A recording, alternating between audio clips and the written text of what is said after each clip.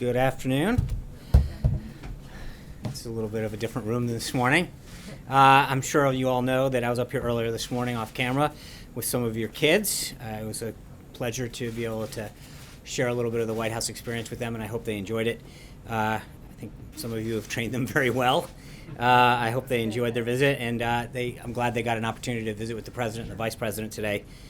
We have a bunch to talk about today about what the President's been doing, and he's got an executive order coming up, so we're going to try to get through it all. This morning, the President welcomed the President and Mrs. Macri of Argentina for an official visit.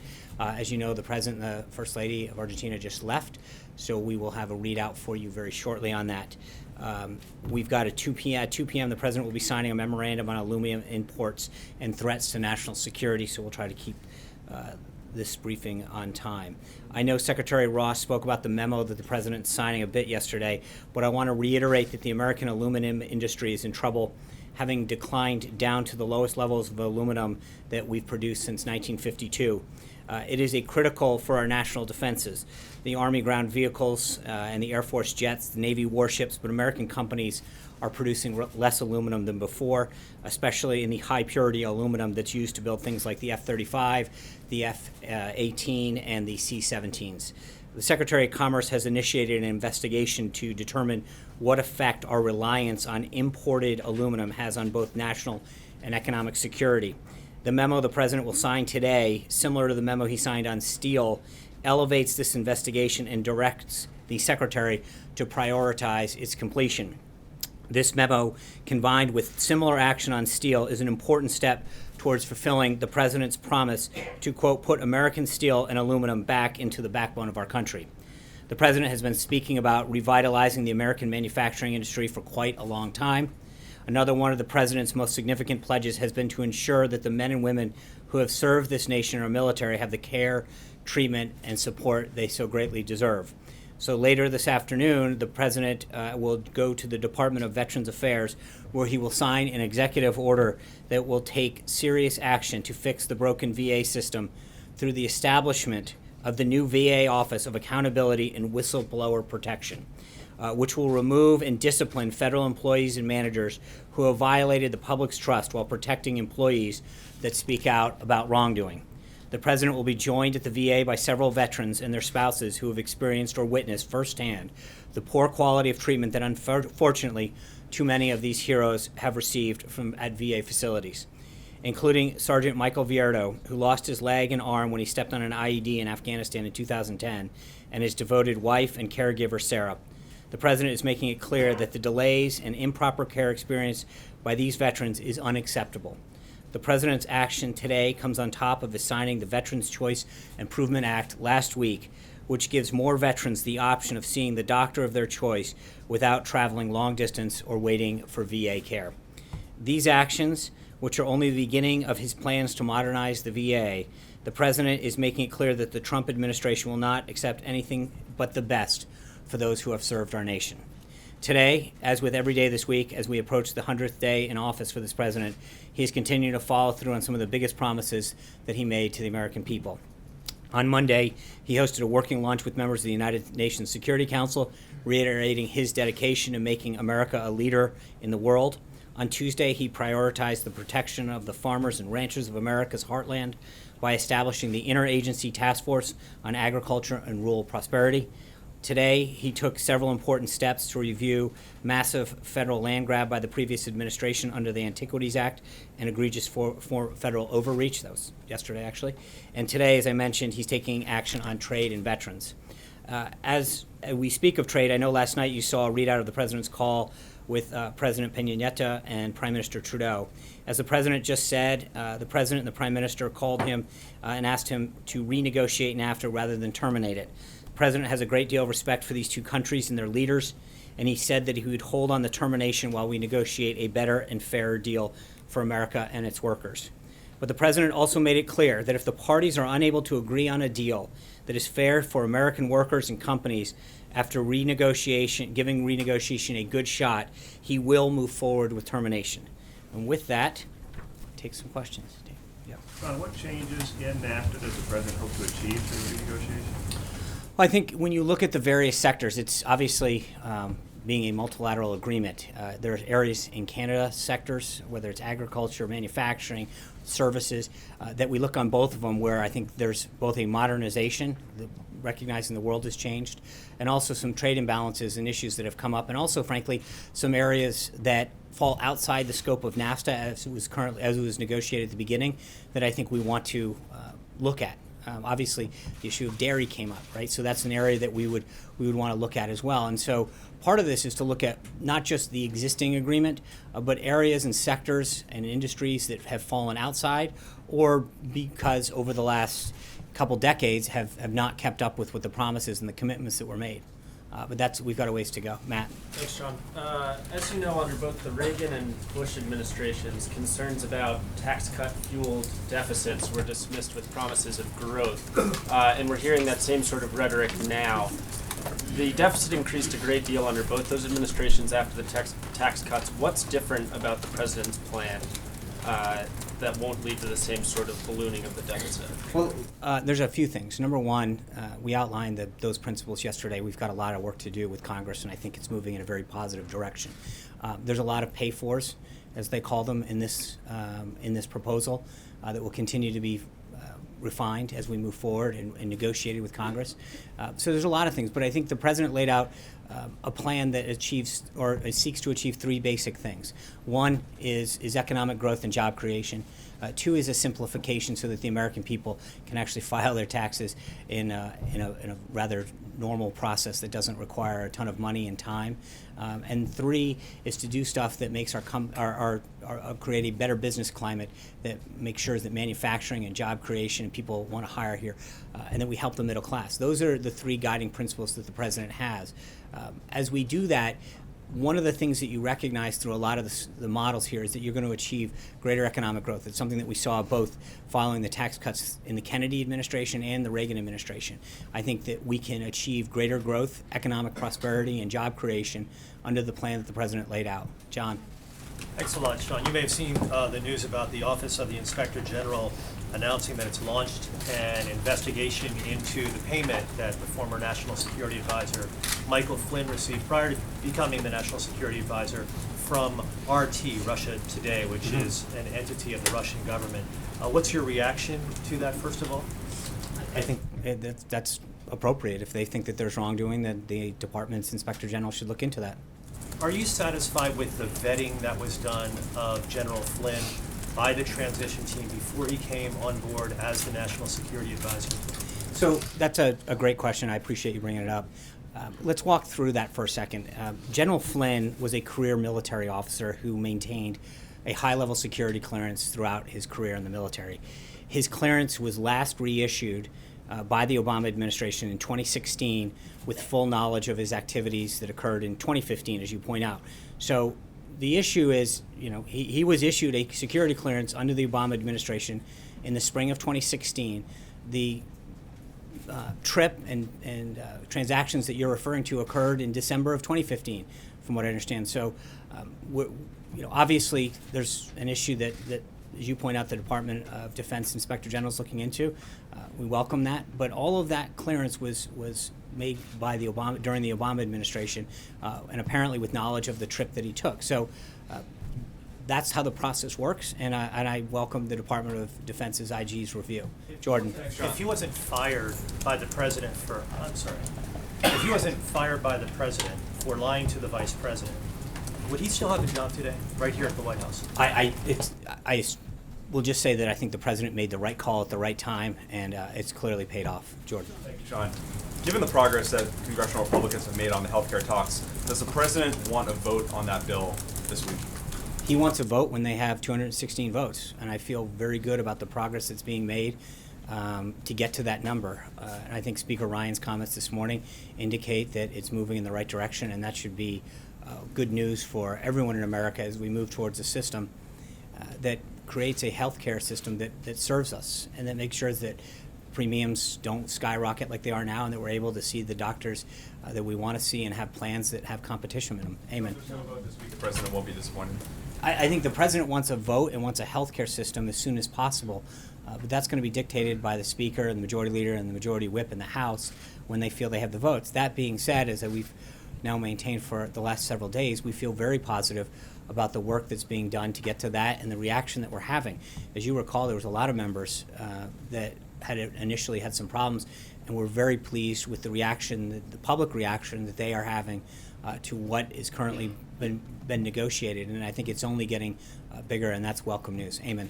Thanks, John. On the president's tax plan, we've been getting a little bit of mixed signals here on exactly what his vision is in terms of retirement savings.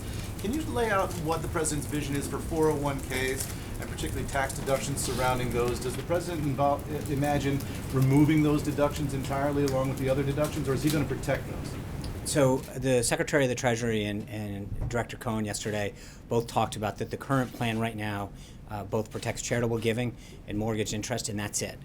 As we move forward with negotiations in the House and the Senate, that plan will continue to flesh out. But one of the benefits of the tax plan on the individual side in particular is by expanding the standard deduction to $24,000 for a married couple.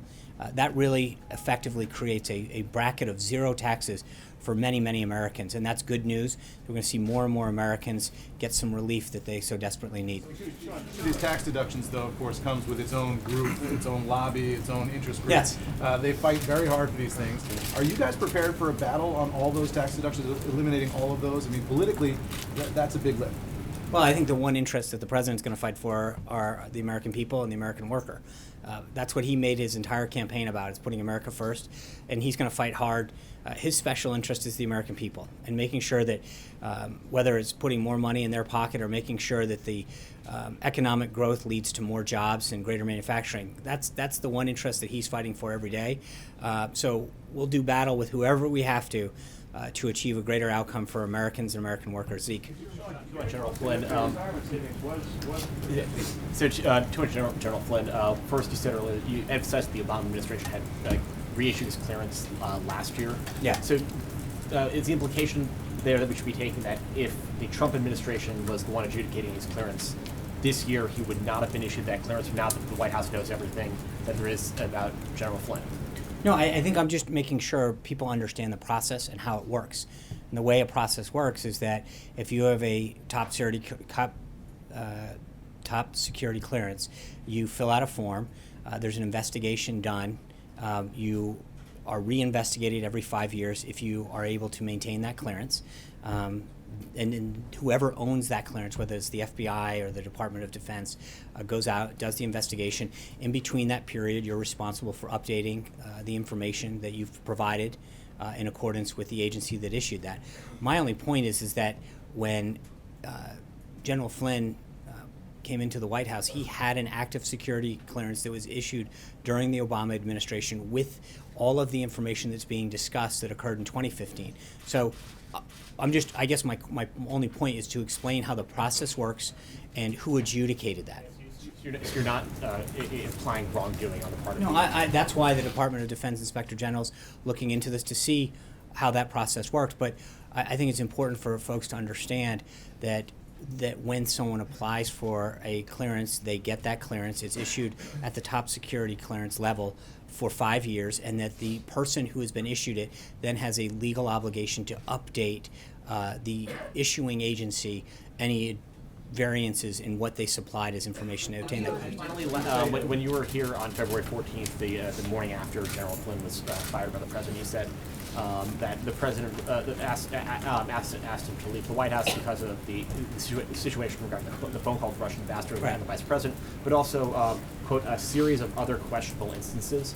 I was hoping now you can provide some more information now that more, some of his financial dealings in particular are now have come to light. Is that what led to his termination at the White House? I think we addressed it at the time, and I think but I that's right, and I think the president made the right decision at the right time, and he continues to stand by that. Major. A couple of things that have been brought up to you today. John's question, not the process, but your own vetting, meaning the transition.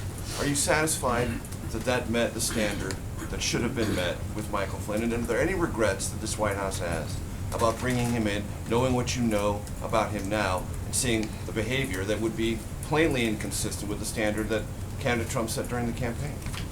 Well, with respect, you're saying our process. The process is every government employee who's eligible for a clearance goes through the same process. So it's not, we don't have a unique That's not process. the only question you asked Michael Flynn. Couldn't possibly be the only thing you asked him. When someone comes in, the question is, do they have a clearance? If not, they apply for one. And if they have one, then the clearance is made available from the issuing agency. That's, you can't, the whole reason you have a clearance is so that someone is found whether or not they're. As you just said this evening, it was not just the episode with the Russian ambassador, it was other instances. Those things have come to light. Any regret about bringing Look, him in? I would just say the president. Have this done, and knowing what you know now, did you miss something and you regret bringing Michael Flynn in? I think the president made the right decision at the right time, and it's been pretty clear that he you know. He regrets bringing No, Flynn in. I'm just saying, he made the right decision, and I think we looked forward from that decision, and the decision stands. On the question about, 'cause Gary Cohn, the Treasury Secretary, left us with the implication yesterday when asked about retirement savings that they were protected. What you just said is indicated they might not be. Can you help us understand? I can't. Let me get back to you on that. I was not clear on that distinction. I will have the Treasury folks read that out for you. So General Flynn came in with just Hold on. the Obama administration vetting, is that right, Sean? That's how okay. Because that's the impression you're giving. It is. That General Flynn came in and he walked through the door with just the clearance that was conducted by the Obama administration. That doesn't make any sense. Sure it does. The same way that when you applied for a credential to the White House Press Briefing Room, when you were here, hold on, hold on. Let me explain the answer to you, Jim. Calm down.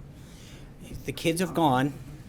And I'm trying to answer it, Major. This is the answer. When you applied, hold on, listen.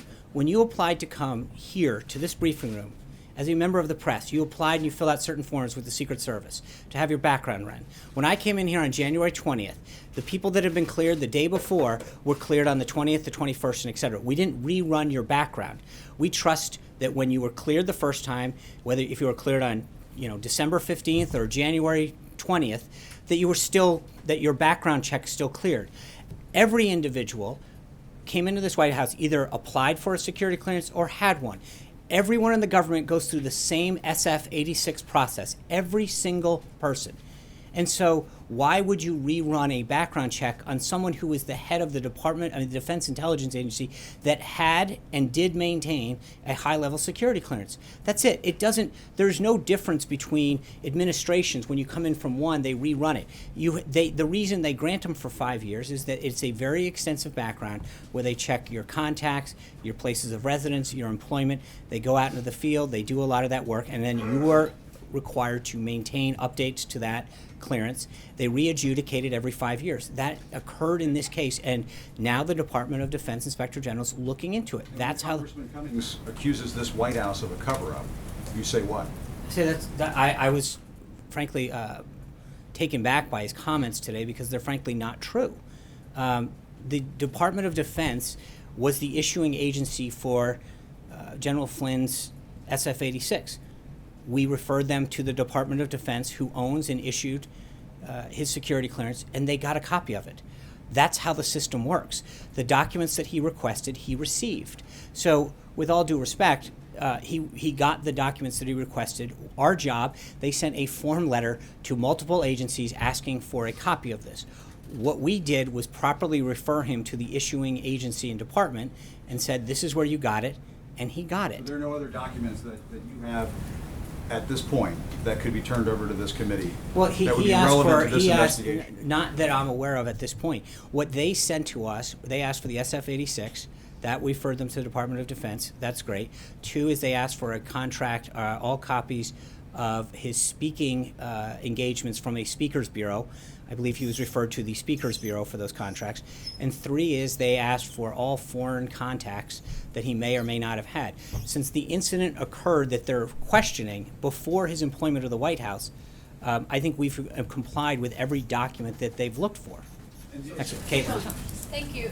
2 questions. 1, does the president still feel that Mike Flynn should seek immunity? I think Mike Flynn should do what his counsel advises him best to do. But then what does the president? I have not asked him, but I believe that General Flynn should do what his counsel advises him to do. Adam. Secondly, Yeah. the president said he wants to start renegotiating NAFTA as soon as today. That's Has he right. notified Congress about that yet? We've been in communication with Congress for a while on this. Yes. Adam. Thank you, Sean. The president speak this morning about Puerto Rico. Mhm. They're going to begin defaulting on their debt May 1st Right. without some kind of solution. There are millions of investors in the United States, senior citizens, who may not be aware that they hold funds within muni bond mutual funds that expose them to a default in Puerto Rico. Is there anything the White House should do or the administration can do, one, to safeguard those senior citizens and their investments, and two, to prevent an increase in cost to states and municipalities that may have to pay more to borrow when they access the muni bond market if Puerto Rico defaults? Right. I think there's the issue itself is extremely complicated in the sense that the president's tweet and the president's discussion revolves around the continuing resolution to fund our government. Our government needs to there needs to be a continuing resolution effective this Friday. The president has done everything possible, worked extremely hard with Congress to ensure that we maintain the government open, keep the government open. The Democrats at the last minute have come in and thrown a lot of monkey wrenches into the ability for this to get done, despite the president doing everything that he can to show good faith to keep this going. So it's not just a question of they keep moving the goalpost. And the issue right now is to make sure that we do what's in the best interest of this country and our people by keeping the government open. That's the issue at hand right now, not a question of whether or not that can be dealt with. There are ways that issue can be dealt with, but throwing in it at the last minute and trying to gum up keeping the government open is probably not the most effective way. The CR is different, but Puerto Rico defaults with or without the CR. Is the administration working with Again, Puerto and Rico? I think that is a separate issue that needs to be addressed by Congress in terms of how it gets done. I think that the method right now is to make sure that we do everything in our power to keep the government open effective Friday. George. As the tax plan evolves and we start to get details, do you believe it is a fair question for anyone to ask how that plan personally affects the president and his family? Well, I think the president's plan right now is something that every American should worry, hopefully, about how it's going to affect them. And I think when you look at the ways that this is going to benefit middle-class Americans, middle-income working Americans, grow businesses, that should be, and I think, frankly, that is the concern of most Americans out there. They're worried about their job. They're worried about whether their company's growing and expanding. They're worried about whether or not they're saving enough money and how much they're paying in taxes. And I think what the president's number one goal right now is to provide middle-income and lower-income tax relief to Americans. And that's what his goal is, and I think that's frankly what most Americans' goal is. Cecilia. But is it a fair question to ask? That's up to every individual to ask, but I would guess that most Americans would applaud what the president's doing to spur economic growth and job creation in this country. Cecilia. If middle-income Americans should feel empowered to ask how this plan affects them, why is it that Secretary Mnuchin today could not guarantee that no one in the middle class will pay more under this proposal? I think everyone in the middle class should know that this president's plan is going to make sure that they have more in their pocket. So there is a guarantee from the White House. That's the position of the White House right now. That The middle-class position of the Americans White should House not is that worry the goal of this of this president's tax plan is to provide them and lower income people with more money in their pocket and a tax cut. Yes. Thank you guys very much. I look forward to seeing you at the signing.